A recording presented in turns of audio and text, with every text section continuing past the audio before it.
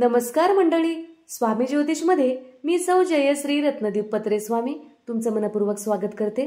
तर मंडळी, आपण आजच्या व्हिडिओत महाअष्टमीच्या दिवशी किंवा नवमीच्या दिवशी हे खास उपाय केल्याने आर्थिक अडचणी दूर होतात आणि याचा अनुभव तुम्हाला हे उपाय केल्यानंतर नक्कीच मिळणार आहे। तर मंडळी, नवरात्र उत्सव सध्या सुरू आहे आणि अष्टमी आणि नवमी तिथी सुद्धा आलेली आहे। त्यामुळे यावेळी काही उपाय केल्यास आपल्या संसारातील अनेक अडचणीतून मार्ग सापडतो। यामुळे नवरात्रीच्या अष्टमीच्या दिवशी किंवा नवमीच्या दिवशी आपणास काही उपाय करायचे आहेत। स्कंद पुराणानुसार देवांना समुद्र मंथनाच्या वेळी विड्याच्या पानाचा उपाय केला होता। त्यामुळे पूजनात विड्याच्या पानाचे महत्त्व खूप जास्त आहे। हिंदू धर्म मान्यतेनुसार शुभ कार्यापूर्वी विड्याच्या पानाद्वारे देवाचे आवाहन केले जाते। धार्मिक मान्यतेनुसार विड्याचे पान पवित्र मानले जाते। दुर्गा अष्टमीच्या दिवशी किंवा नवमीच्या दिवशी विड्याच्या 2 पानावर आपणास मध ठेवून देवीच्या चरणी अर्पण करायचा आहे। हा उपाय आपण देवीच्या मंदिरात जाऊन करू शकता किंवा आपल्या घटाच्या समोर सुद्धा करू शकता। देवीला नागिलीच्या पानावर थोडंसं मध ठेवून अर्पण करायचं आहे। असे केल्याने आपल्या जीवनातील अनेक अडथळे दूर होतात।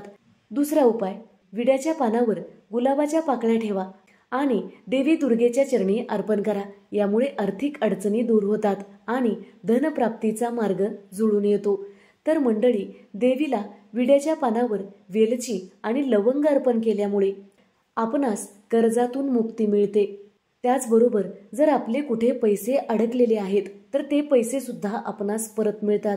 त्याचबरोबर आपल्या घरात पैसा येत नाही, पैसा टिकत नाही किंवा पैसा बरकत येत नाही, तर आपण नागिलीच्या पानावर वेलची आणि लवंग ठेवून देवीच्या चरणी अर्पण केलात तर आपल्याला पैसा बरकत येऊ लागतो। नवरात्रीत विड्याच्या पानाला दोन्ही बाजूने मोहरीचं तेल लावून देवी दुर्गेला अर्पण करा। त्यानंतर रात्री ते पान उशीखाली ठेवून आपण झोपायचं आहे। सकाळी स्नान वगैरे झाल्यानंतर पान दुर्गा देवीच्या मंदिरात ठेवायचं आहे। यामुळे आपणास अनंत प्रकारचे लाभ मिळतात। जर आपणास नोकरी मिळत नसेल तर आपणास हा उपाय केल्यामुळे नोकरी अवश्य मिळते। जर शिक्षणात प्रगती हवी असेल, शिक्षणात अडचणी येत असतील, जर तुम्हाला कोणतं शिक्षण घ्यायचं आहे त्यामध्ये अडथळे येत असतील तरी हा उपाय केल्याने तो नक्कीच पूर्ण होतो। त्याचबरोबर जर आपणास कोणती परीक्षा द्यायची आहे, त्या परीक्षेत यश मिळण्यासाठी सुद्धा आपण हा उपाय करू शकता। जर तुम्ही स्पर्धा परीक्षा देत असाल तर स्पर्धा परीक्षा पास होण्यासाठी सुद्धा हा उपाय खूप महत्त्वाचा मानला जातो। तर मंडळी, वैवाहिक समस्या दूर करण्यासाठी नवरात्रीत पानाच्या पुढच्या बाजूला कुंकवाने जय श्रीराम लिहा आणि हनुमान मंदिरात जाऊन ते अर्पण करा। असे केल्याने आपल्या जीवनातील अनेक अडचणी दूर होतात आणि संकट सुद्धा दूर होतात। आपल्यावर कुठलेही संकट येणार नाही।